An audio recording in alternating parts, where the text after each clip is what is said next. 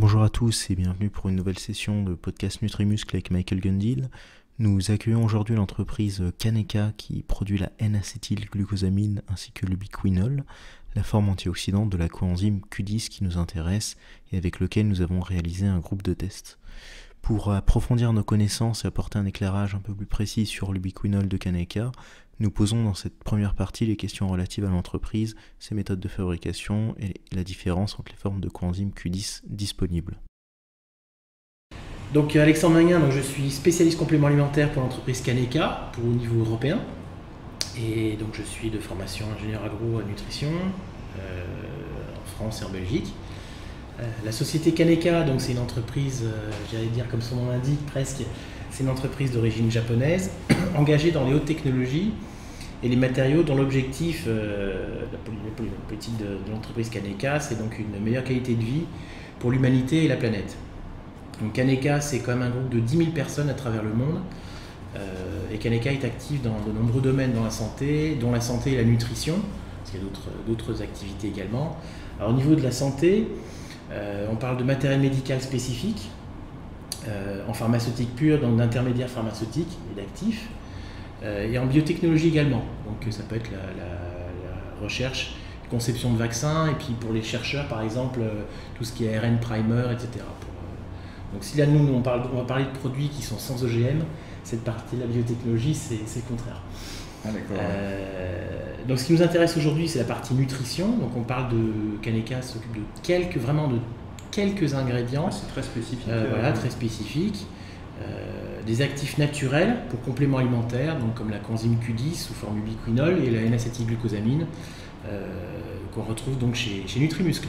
Exactement. Pourquoi ces deux-là et pas un troisième En fait, il n'y a aucun rapport entre le NAG et puis le... Oui, c'est vrai que le rapport peut être relativement loin. Ce qui est important déjà, c'est par rapport à... Pourquoi très peu? Parce que voilà, Kaneka s'occupe du développement, de la production, de la recherche et préfère maîtriser complètement son process plutôt que d'avoir une pléthore d'ingrédients. Après, pour la petite histoire, au niveau de la N-acétylglucosamine, c'était en fait Kaneka aussi, je l'ai dit, il y a d'autres divisions matériel médical.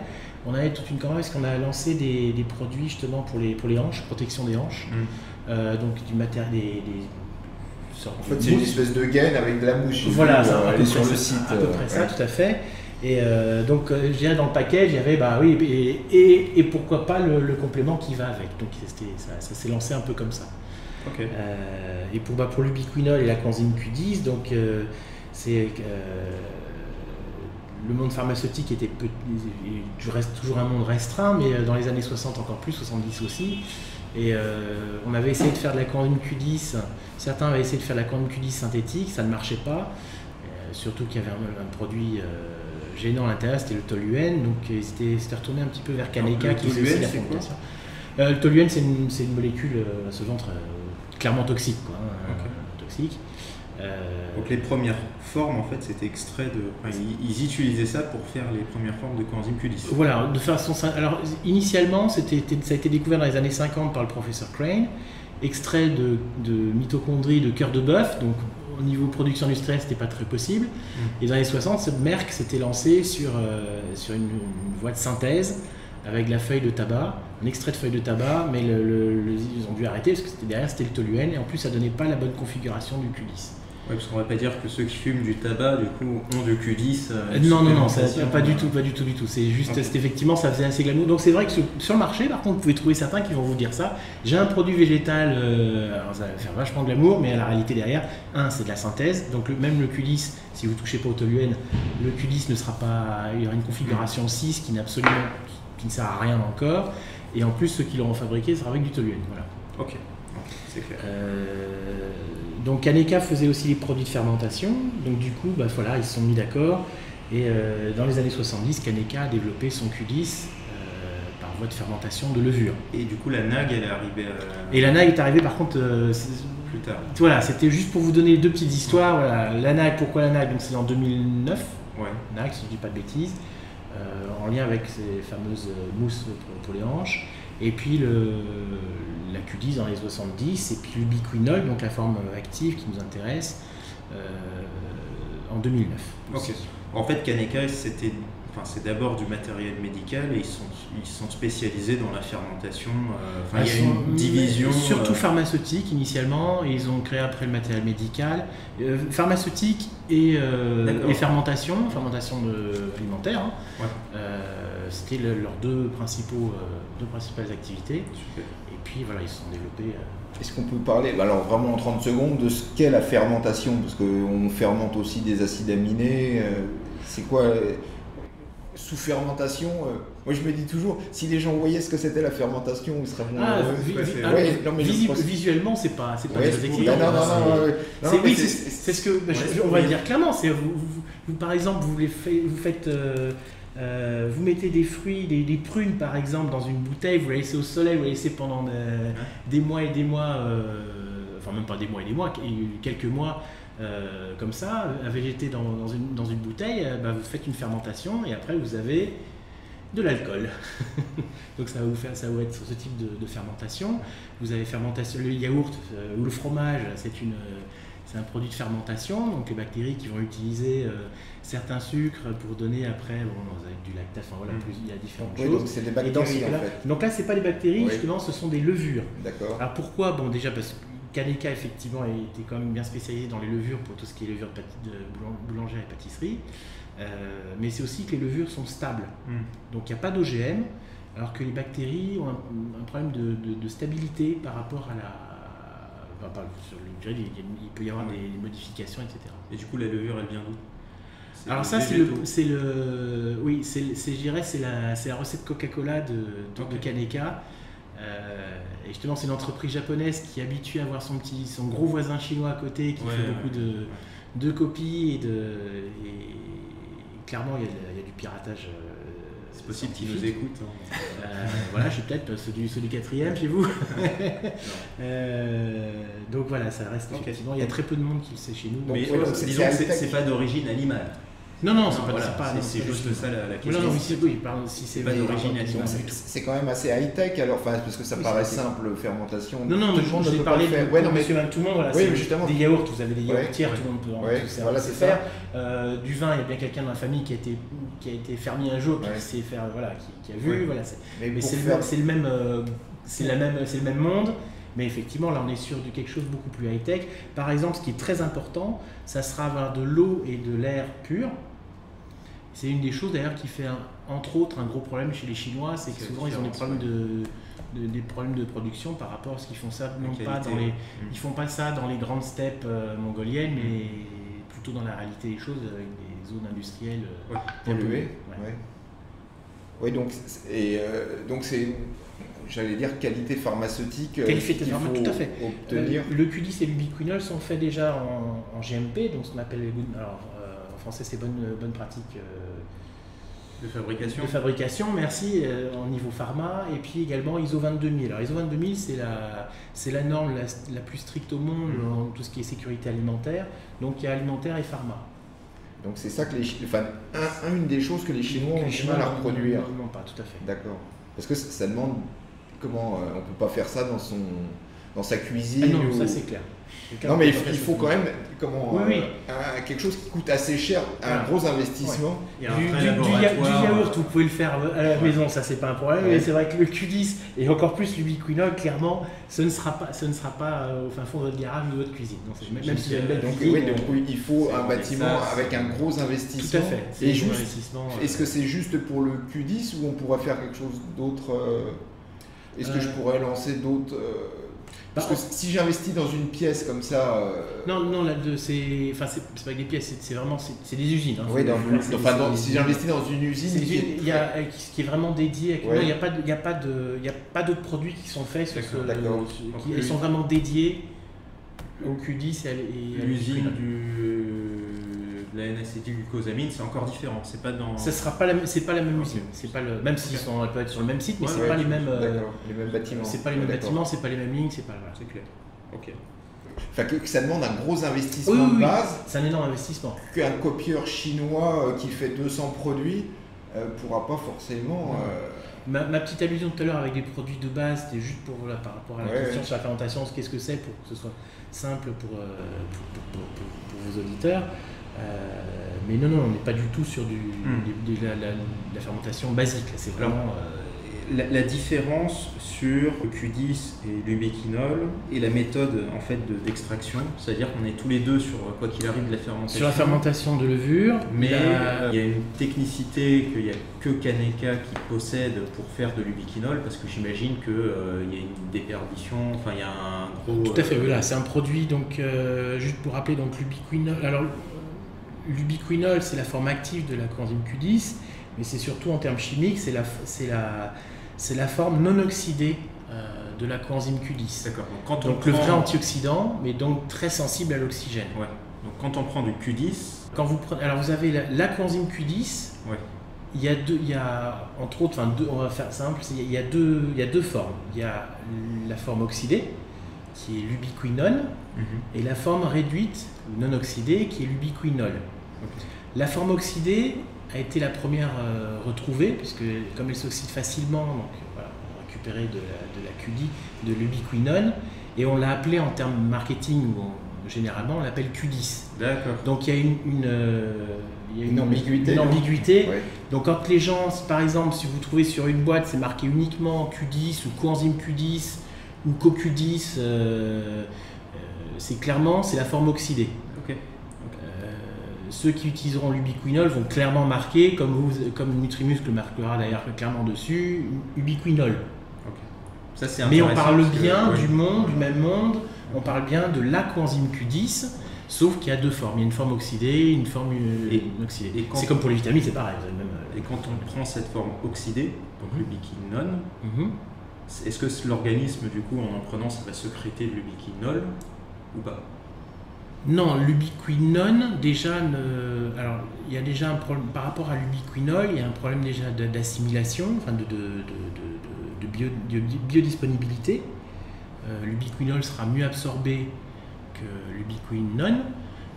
Déjà, une chose simple, c'est que la mycélisation, puisqu'on parle de produits qui sont lipidiques à la base, la mycélisation, donc c'est la formation de petites bulles, de petites bulles, un petit peu comme comme dans la caséine, les micellaires, la caséine. Voilà, micellaires.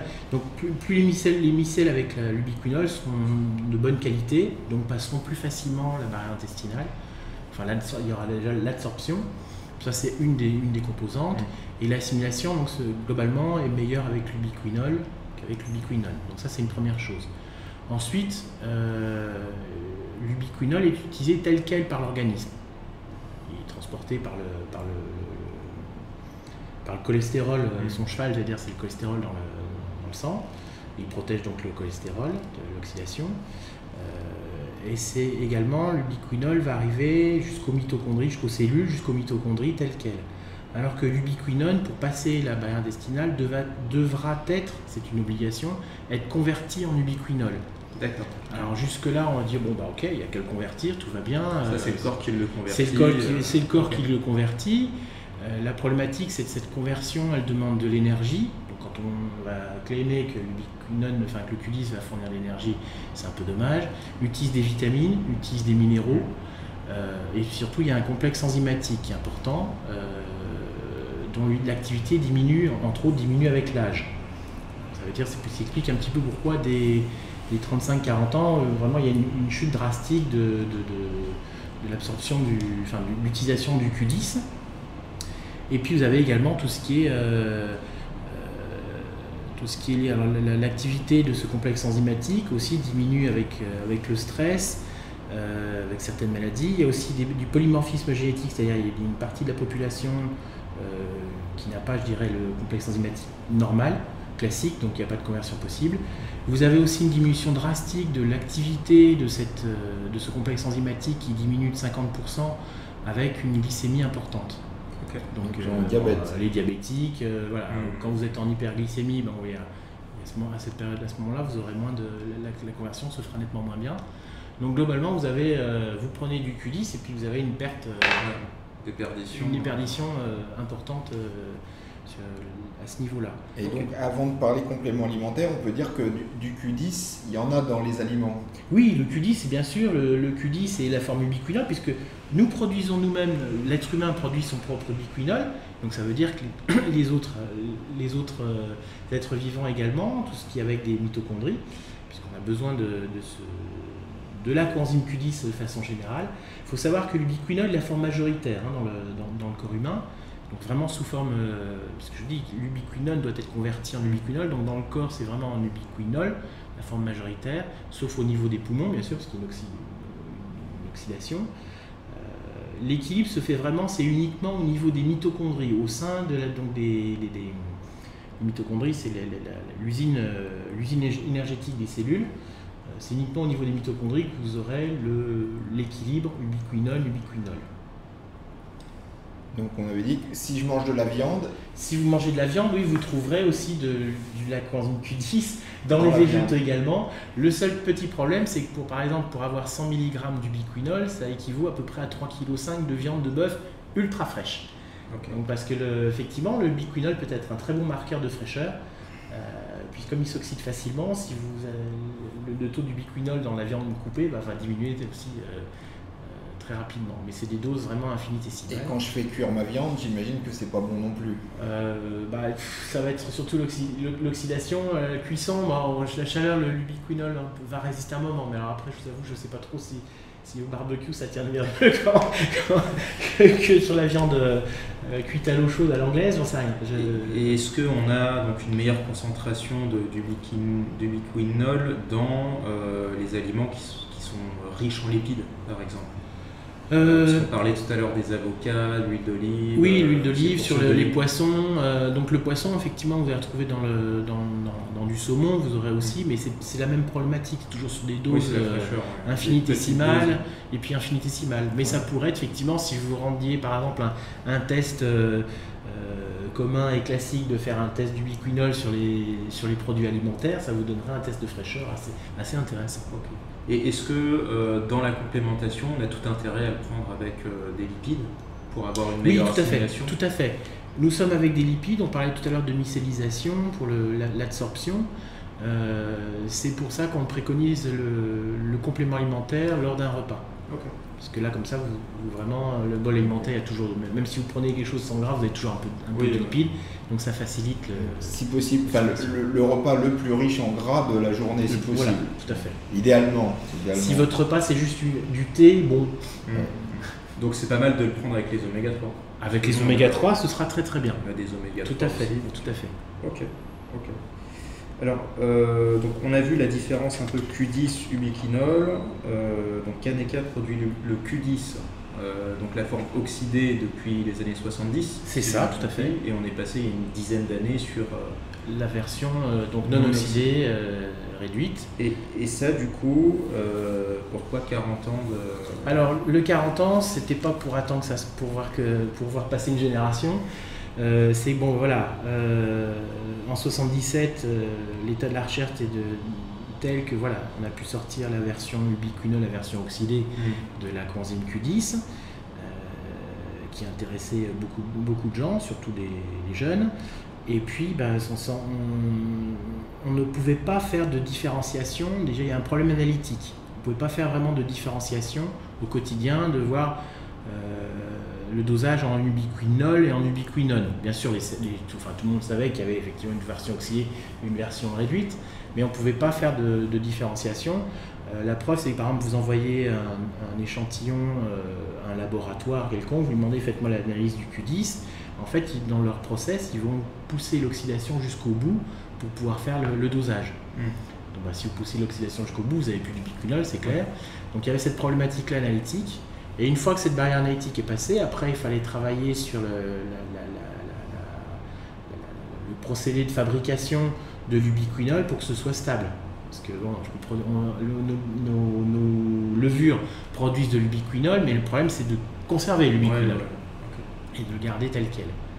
Donc c'est ça a été cette double problématique et voilà, qui fait qu'on arrive rapidement en 2009. Ouais, c'est la technologie. Donc c'est un produit relativement nouveau. Tout à fait.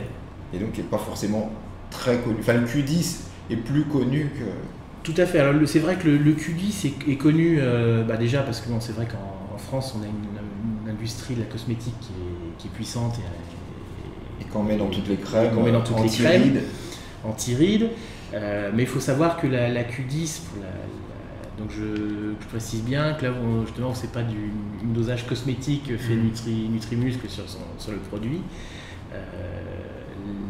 L'aspect cosmétique est vraiment un aspect collatéral, je dirais, de la Q10 et de la coenzyme Q10 en général, puisque la coenzyme Q10 c'était principalement initialement donc pour le cardiovasculaire, et puis de façon plus récente sur le sport. Parce qu'en fait, au départ, Kaneka n'a pas vraiment cherché sur le sport, elle était effectivement très demandée sur tout ce qui était cardiovasculaire. Et puis, ça a été plébiscité par les athlètes eux-mêmes qui trouvaient un ressenti, puis qui trouvaient ça très intéressant. Du coup, c'est parti. Donc, l'ubiquinol était en 2009. Les études ont démarré. Je pense qu'on a les premiers résultats vraiment concrets sur le sport en 2012.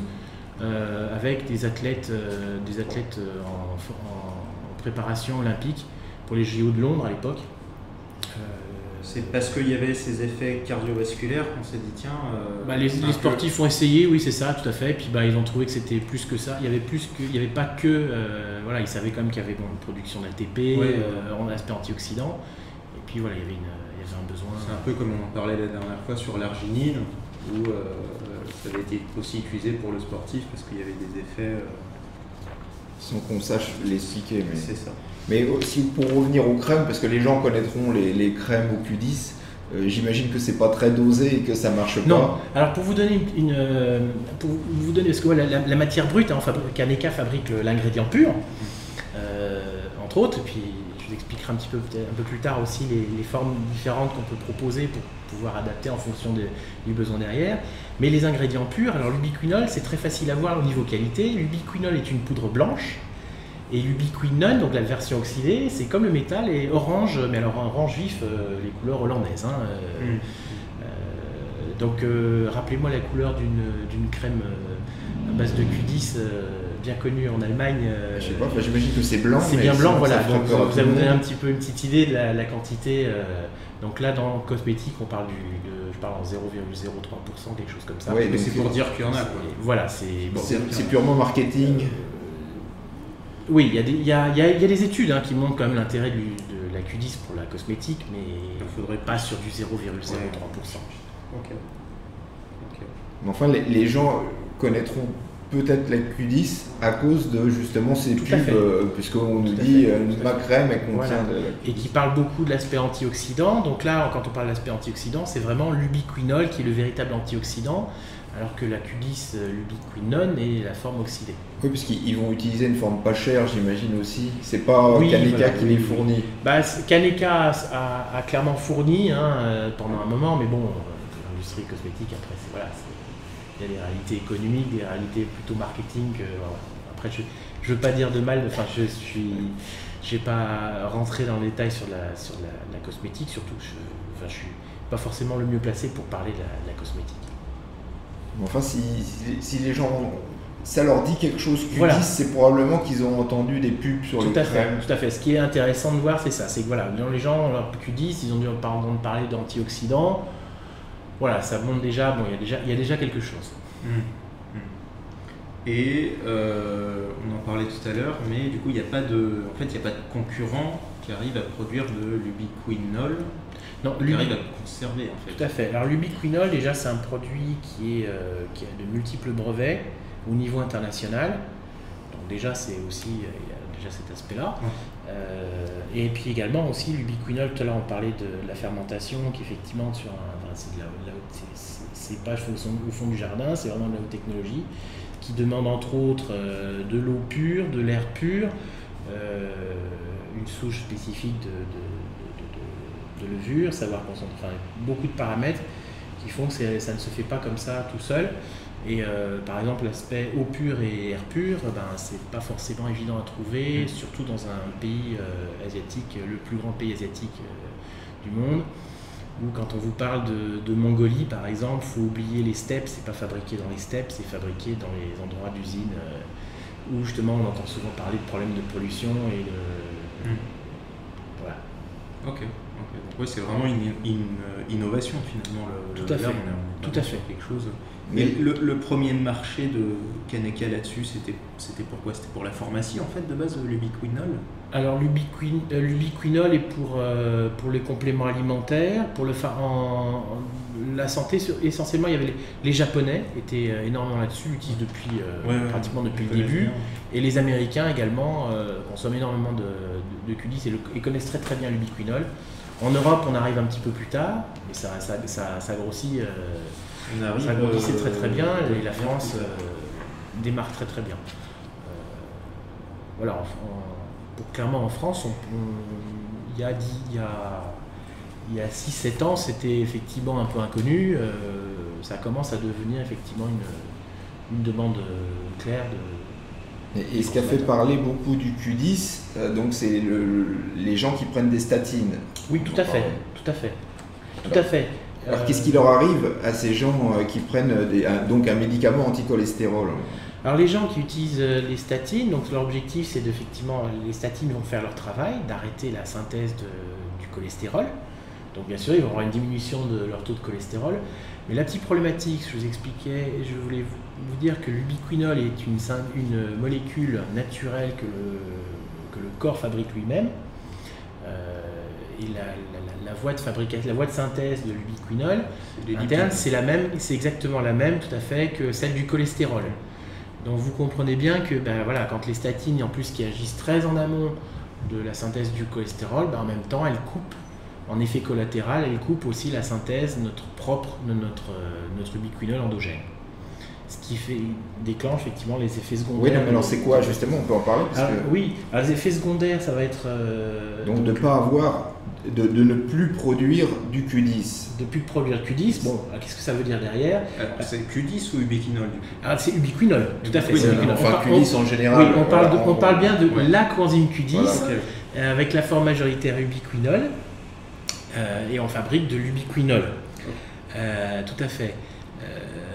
Donc notre ubiquinol, si vous n'avez plus d'ubiquinol, donc comme l'ubiquinol est un nutriment indispensable pour la synthèse énergétique au niveau cellulaire, donc dans les mitochondries pour la synthèse de l'ATP, vous n'avez pas de synthèse d'énergie. Donc pas d'énergie, pas de fatigue, faiblesse musculaire, et comme des crampes, et sauf qu'avoir les gens qui utilisent statine, connaissent très bien ce mot-là, les myopathies dues aux statines. Pour les sportifs, vous avez parlé. Oui, ils ont une fonte musculaire, plus de force. Voilà, plus de force. Et puis les douleurs un sportif de haut niveau va dire j'ai une crampe au mollet. Lui, ça ne sera pas une crampe au mollet, ça sera une crampe du cuir chevelu jusqu'aux orteils. Ce qu'on appelle les myopathies, donc des douleurs qui sont très très gênantes. Et pour ces gens-là à qui on va proposer de l'ubiquinol, dès 100 mg par jour, pendant 2 ou 3 semaines, on va ressentir déjà un effet très, très positif de l'ubiquinol pour réduire donc la faiblesse ou améliorer le muscle et puis réduire les douleurs musculaires. Mais c'est un modèle intéressant pour comprendre quelle est l'action du Q10. Enfin, moi je parle du Q10 en général, on pour faire ça, sur le corps. Donc un fort effet musculaire. Et donc quand on n'en a plus, beaucoup d'effets secondaires, pas de force, une fatigue, faiblesse, tout ce que c'est. Et par contre c'est facile à réengager grâce à une supplémentation. Alors surtout, donc on peut conseiller à tous les gens qui prennent des statines et qui ont des problèmes de se complémenter. Se complémenter en ubiquinol. Je dirais même que ça devrait être obligatoire. Tout utilisateur de statine devrait utiliser, et puis c'est simple, le jour, quand tu vas utiliser statine, il va commencer à avoir certains effets secondaires, donc tu as bien cité tout à l'heure, mais clairement l'ubiquinol va réduire, amoindrir et supprimer ces effets secondaires. Donc si on en vient... Et très rapidement. Si on en vient pour le sportif, donc l'ubiquinol, c'est un producteur d'ATP. C'est un producteur d'ATP, tout à fait, plus un super antioxydant. C'est le principal antioxydant, c'est l'antioxydant le plus puissant qu'on ait lipidique, fabriqué par le corps. Et donc il va utiliser. Alors sur le muscle, Donc, production d'ATP, je pense que ça va être facile, enfin, d'énergie, ça va être facile à comprendre pour tout le monde, c'est la force musculaire. Antioxydants, pour ceux qui font du sport de haut niveau, vous avez souvent derrière les problèmes inflammatoires d'oxydation. Donc là, l'ubiquinol sera un petit peu le bouclier anti-inflammatoire, antioxydant. Et puis on a également des données qui ont montré que l'ubiquinol protégeait en fait les globules rouges, ce qui permet donc une meilleure oxygénation aussi du muscle.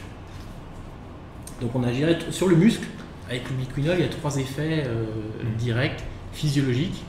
C'est un vrai booster d'ATP. On a beaucoup de personnes en fait qui nous demandent des boosters d'ATP pour notre domaine à nous. Bien entendu, on peut vraiment dire qu'il y a cet effet qui est assez remarqué sur l'ubiquinol, en sachant que les études sur les sportifs, elles se sont faites après en fait. C'est ce qu'on disait tout à l'heure, mais que de base c'était pour les effets cardiovasculaires et que les sportifs se sont rendus compte qu'il y avait des effets sur eux. Oui, de façon empirique, ils ont vu ça marche bien sur moi, puis ils nous ont rencontrés, puis on a cherché à creuser. Puis bon, il n'y a pas que la recherche Kaneka, la recherche au niveau international qui s'est mise dessus. Juste, on parlait de booster d'ATP, et donc je peux vous confirmer aussi, parce qu'il faudra aller là-dessus, l'ubiquinol n'est pas une substance dopante, elle a été... Les différentes autorités, que ce soit la liste de Cologne, etc., montrent bien l'ubiquinol n'étant pas une substance dopante, ce qui est important pour les sportifs. Enfin, n'est pas une substance interdite apparaissant reconnue comme dopante. Voilà. Oui, je comprends ce que tu veux dire. Il y a une distinction. Je parlais de l'aspect négatif quand on parle de dopante. On pourrait dire qu'elle est dopante, mais elle n'est pas dans les produits interdits. Illicite, voilà, tout à fait. Oui, excuse-moi, j'avais pas oublié ces 2 aspects-là. Et l'ubiquinol, donc particulièrement intéressant pour tout ce qui est récupération et endurance. Sont 2 points importants, avec pas mal de données cliniques déjà, puisque c'est des données je parle de données entre 2012 et 2018, bien sûr ça continue, et on a de plus en plus. Alors pour vous donner, peut-être vous situer quelques données cliniques là-dessus, je vais essayer de faire très rapidement. Donc on a les équipes espagnoles, Navas par exemple, qui a travaillé avec l'équipe de foot de Ligue 1 espagnole, l'Athletic Bilbao. Il a démontré que l'ubiquinol réduisait les accidents musculaires et accélérait la récupération. Donc c'est un des premiers points. Orlando a montré que le sport intense réduit significativement les niveaux d'ubiquinol, et ça en 40 minutes. C'est-à-dire quand vous faites du sport, vous avez aussi un besoin d'avoir un certain niveau d'ubiquinol. Plus élevé que la moyenne. Plus élevé que la moyenne, et qui descend très vite avec la Comme beaucoup de substances, beaucoup de vitamines, de la créatine, même les protéines, on en perd plus quand on fait de toute manière, dès qu'on fait du sport, tous les besoins sont augmentés, même si les gens le nient. Et le problème, c'est qu'on ne peut pas manger plus, par exemple, pour avoir de l'ubiquinol, il faudrait manger des quantités phénoménales. Oui, 30 kg de viande, ça fait pas. Non, mais le problème la problématique du sportif, c'est qu'il augmente ses besoins en certains nutriments, mais qu'il est très très difficile de les compenser avec de la nourriture, d'où l'idée de la complémentation.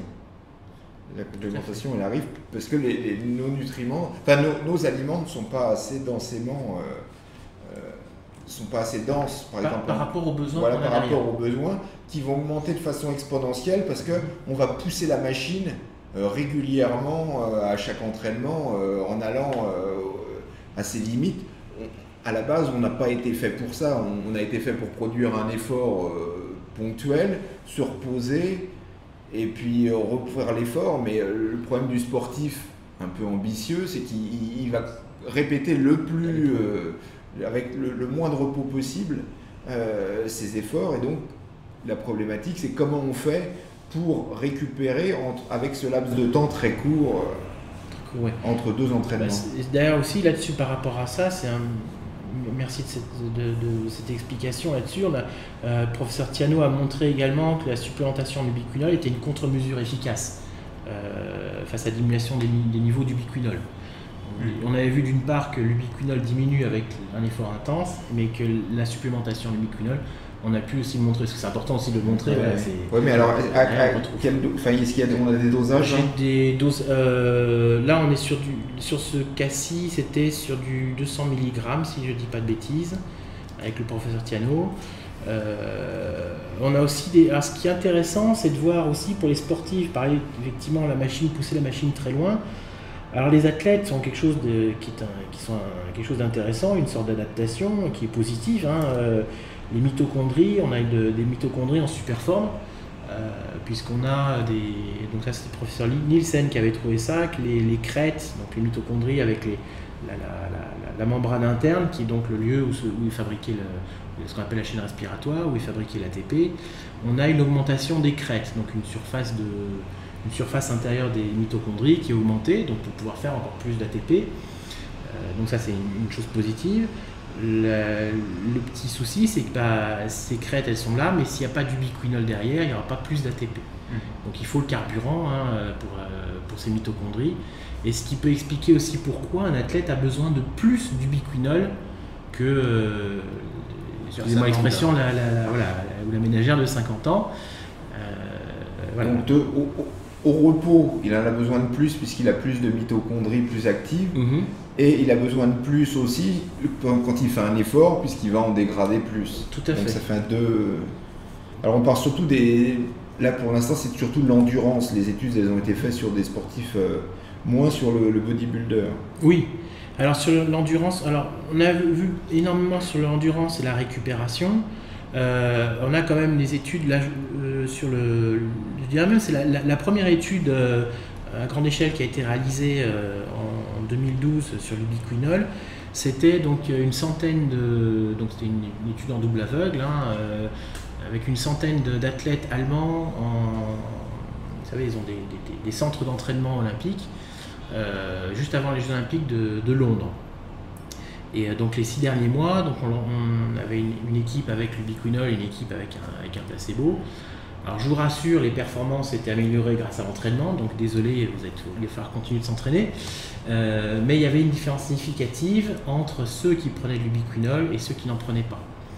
Alors pour ces athlètes-là, où là je dirais on est un petit peu sur les athlètes extrêmes, quand vous êtes très haut niveau, sur les Jeux Olympiques, c'est pas le warrior de week-end. Et donc là on était sur il y avait 3%, 2,5%, 3% de différence. Et pour les entraîneurs, ça a été effectivement un point important, parce qu'ils nous ont dit non, pour nous c'est très très important. C'est la différence entre un top 20 ou top 10 et un podium. Pour ce niveau-là, parce que c'est vraiment les quelques pourcentages, je dirais, à gratter sur les performances de ce type d'athlète. Et c'est la fin de cette première partie, on espère qu'elle vous a plu. Pour les personnes qui découvrent le podcast, je vous invite à aller voir sur notre site nutrimuscle.com dans la section podcast, on en a plusieurs qui sont dans la même veine. Et pour les personnes qui découvrent l'ubiquinol, je vous invite aussi à jeter un coup d'œil sur notre forum. On a lancé un groupe de tests avec de nombreux avis de testeurs. On a fait exprès de prendre des personnes de plus de 35 ans qui pratiquent du sport régulièrement pour avoir cet effet récupération de l'ubiquinol. On se retrouve donc prochainement pour la deuxième partie de ce podcast avec Kaneka, où on va aborder un peu plus les effets sur le sportif. À bientôt.